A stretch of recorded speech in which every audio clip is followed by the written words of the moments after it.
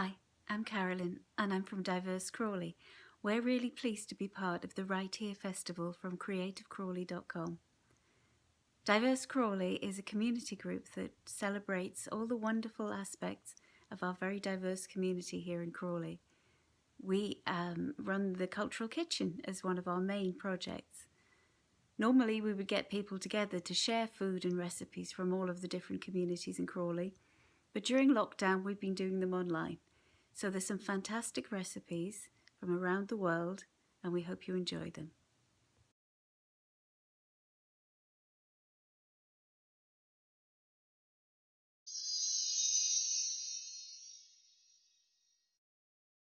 Welcome to my kitchen. Today for DiverseCrawley, I'm making a very classic Portuguese dish called ensopado borrego.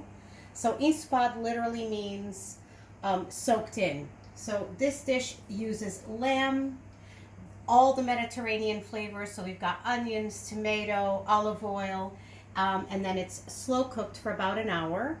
And it's served atop toasted bread and with a side of boiled potatoes. Now it's a very, very lovely dish, probably from the 8th century with Arab influences, as it is in the Alentejo region in the south of Portugal.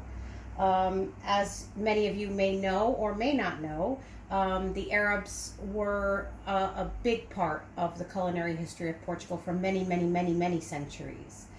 So let's begin. So before we start, I just need to show you this. So this is lamb, leg of lamb that's been cubed and marinated with vinegar, white wine, paprika, garlic, bay leaves, a little bit of marjoram, and it's been marinated for a minimum of 4 hours. Now this is very, very important because we want to get rid of all that lamby taste, if that makes sense. So marinating minimum of 4 hours and up to overnight. So in a very, very heavy bottom pan, we're going to add lard along with the olive oil. I'm not going to tell you the quantities right now. Everything will be in the recipe, rather than me trying to remember off the top of my head exactly how much I'm adding. So there we go. We're melting the lard with the olive oil, and then we're going to add bacon, smoked or unsmoked, it's your choice. Going to splatter a bit, don't be afraid. You're going to add it to the oil. And you want to reserve this marinade because this is going to be part of your sauce.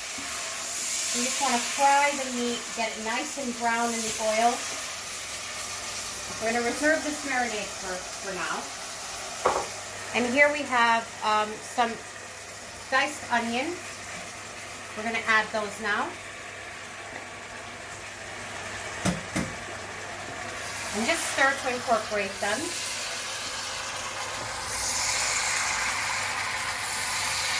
I wish you guys could smell this. It smells wow. And just let that cook for a minute on high, the highest setting you have. Just let that get happy.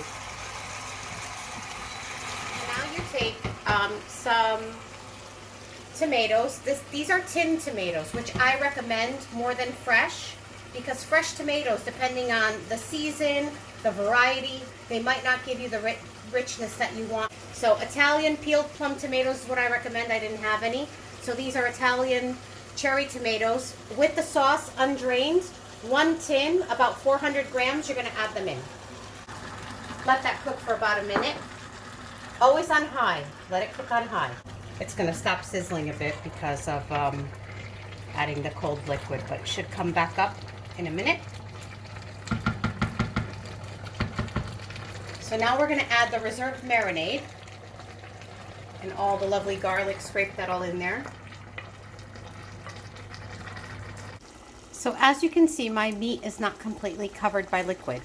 So in order to make sure your meat is, you can add water to make up the difference, or as I like to do, I like to use my homemade chicken stock, which of course is going to impart much more flavor.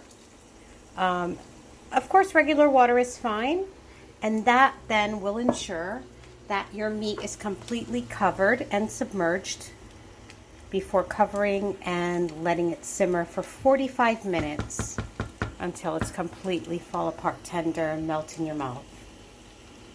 Chicken stock is what I always use, but of course, again, you can use just water. A little bundle of coriander, parsley, and mint, and you can tie it with a string to make it easier to fish out later. That's what I like to do. If you don't have any string, it's fine. As long as you leave the stalks whole, it'll be easier to fish out. So you just place that right on top, cover, and let the lamb simmer for about 45 minutes to an hour, depending on how big you cut your lamb. In the meantime, you want to bring a pot of generously salted water to the boil. Start with cold water, add your potatoes, 1 tablespoon of coarse sea salt, bring it to the boil, and gently simmer it on a medium-high heat, uncovered, for 30 to 35 minutes until your potatoes are done.